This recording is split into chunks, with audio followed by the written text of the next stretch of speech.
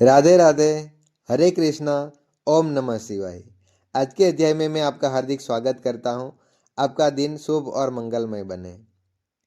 अगले अध्याय में हमने देखा था कि वेद निधि ने उनका पुत्र और वो 5 पिशाचिनियों के उनकी स्मृति को प्राप्त कराने के लिए कहने पर ऋषि लोमस ने क्या कहा था कि मैं एक पिशाच मोशन नाम का एक पुराना इतिहास सुनाता हूँ।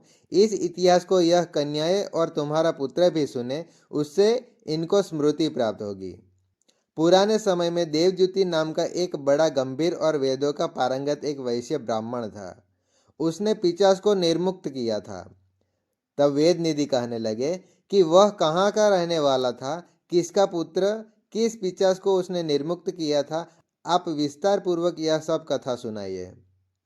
लोमस ऋषि ने कहा कि किल्पज्ञ से निकलती हुई सुंदर सरस्वती के किनारे पर उसका स्थान था। जंगल के बीच में पुण्य जल वाली सरस्वती बहती थी। वन में अनेक प्रकार के पशु भी विचरते थे। उस ब्राह्मण के श्राप के भय से वहां पर पवन भी बहुत सुंदर चल रही थी और वन चैत्र रथ के समान था। उस जगह पर धर्मात्मा देवज्योति रहता था और उसके पिता का नाम सुमित्र था और वह लक्ष्मी के वरदान से उत्पन्न हुआ था। वह सदैव आत्मा को स्थिर रखता, गर्मी में अपने नेत्र सूर्य की तरफ रखता, वर्षा में खुली जगह पर तपस्या करता और हेमंत ऋषि में सारस्वत सरोवर में बैठता और त्रिकाल संध्या करता। जितेंद्रिय और सत्यवादी भी था। अपने आप गिरे हुए फल और पत्तियां का भोजन ही करता था। उसका शरीर सूख कर हड्डियां मात्र रह गई थी। इस प्रकार उसको तप करते हुए वहां पर हजारों वर्ष बीत गए थे। तप के प्रभाव से उसका शरीर अग्नि के समान प्रज्वलित था। विष्णु की प्रसन्नता से ही वह सब कर्म करता था। दधीचि ऋषि के वरदान से ही वह श्रेष्ठ वैष्णव हुआ है। एक समय उस ब्राह्मण ने वैशाख महीने की एकादशी को हरि की पूजा की और उनकी सुंदर स्तुति की तथा विनंती करी। उसकी विनंती सुनकर भगवान उसी समय गरुड़ पर चढ़कर उसके पास आए और चतुर्भुज विशाल नेत्र मेघ जैसा स्वरूप भगवान को स्पष्ट देखकर प्रसन्नता के मारे उसकी आंखों में आंसू भर आए। उसने अपने शरीर को भी याद न रखा और भगवान के ध्यान में लीन हो गया। तब भगवान ने कहा कि हे देवद्युति, मैं जानता हूं कि तुम मेरे परम भक्त हो। मैं तुमसे अति प्रसन्न हूं, तुम वर मांगो। इस प्रकार भगवान के वचन सुनकर प्रेम के मारे लड़खड़ाती हुई वाणी में कहने लगा कि हे देवादिदेव, अपनी माया से शरीर धारण करने वाले, आपका दर्शन देवताओं को भी दुर्लभ है। अब आपका दर्शन भी हो गया, मुझको और क्या चाहिए। मैं सदैव आपकी भक्ति में लगा रहूं। भगवान उसके वचन सुनकर कहने लगे कि ऐसा ही होगा। तुम्हारे तप में कोई बाधा नहीं पड़ेगी। जो मनुष्य तुम्हारे कहे गए स्त्रोत को पढ़ेगा, उसकी मुझ में अचल भक्ति होगी और उनके धर्म कार्य संगोपांग होंगे और उसकी ज्ञान में परम निष्ठा होगी। इतना कहकर भगवान अंतर ध्यान हो गए। तब देवनिधि कहने लगे कि हे महर्षि, जैसे गंगा जी में स्नान करने से मनुष्य पवित्र हो जाते हैं, वैसे ही भगवान की इस कथा को सुनकर मैं पवित्र हो गया। कृपा करके उस स्त्रोत को कहिए जिससे उस ब्राह्मण ने भगवान को प्रसन्न किया। तब लोमस जी कहने लगे कि उस स्त्रोत्र को पहले गरुड़ जी ने पढ़ा, उनसे मैंने सुना। हे विप्र, यह स्त्रोत अध्यात्म विद्या का सार, पापों का नाश करने वाला है। वासुदेव सर्वव्यापी, चक्रधारी, सज्जनों के प्रिय, जगत के स्वामी श्री कृष्ण को नमस्कार है। जब स्तुति करने वाला विचार करे कि सभी जगत विष्णुमय है, तो किसकी स्तुति की जाए। जिस भगवान के श्वास वेद है, फिर कौन सी स्तुति उनकी प्रसन्नता के लिए की जा सकती है। जिसको वेद नहीं जान सकते, न वाणी न मन जान सकता है, उसकी स्तुति मैं अज्ञानी क्या कर सकता हूँ। सारा चराचर संसार जिसकी माया से चक्र की तरह घूम रहा है, इसी से हे प्रभु आप चक्रधारी कहलाते हो। ब्रह्मा विष्णु आप ही हो। सारे संसार को उत्पन्न करने वाले ब्रह्मा को भी आप उत्पन्न करने वाले हो। तुम सब सुखों के दाता हो, इसमें कोई संदेह नहीं है। आपसे संपूर्ण सुखों को देने वाली बुद्धि उत्पन्न होती है। आप ही 5 कर्मेंद्रिय, पंच महाभूत तथा मन के विविध भाव हो। ब्रह्मा विष्णु रुद्र की कल्पना से आप संसार की कल्पना इस प्रकार से करते हो जैसे पिता पुत्र की। कवियों में जो रूप शोभा देता है, उन निर्गुण विष्णु भगवान को मैं नमस्कार करता हूँ। जिसमें ज्ञान रखने की स्तुतियों में कहे हुए कर्मों को लोग कहते हैं, उस पर ब्रह्म को मैं नमस्कार करता हूँ। मैं उस सतरूप हरि को, जिसको योगी लोग सब प्राणियों में आत्मा रूप में देखते हैं, उपासना करते हैं, जिसको अद्वैत कहते हुए गाते हैं और यज्ञ करते हैं, उस माधव भगवान को मैं नमस्कार करता हूँ। मनुष्य को माया तथा मोह में पैदा हुए विचित्र आभास, अहंकार तथा ममता को जानकर खो देते हैं, उन भगवान को मैं नमस्कार करता हूँ। संसार में मनुष्य के मोह रूपी वायु से सदा भभकने वाली ज्वाला आपके चरण कमल की छाया पहुंचने से नहीं जलाती, जिसके स्मरण मात्र से मोह अग्नि, जिसमें मिल जाने पर और किसी दूसरे की इच्छा नहीं रहती, जिसको जानकर अद्वैतवादी आत्मा को देखते हैं। यदि विष्णु शब्द का अर्थ और उसके विषय का ज्ञान एक ही होता है, तो इस सत्य से हे माधव, इस संसार की माया में फंसकर तेरे ही ध्यान में रत रहता है।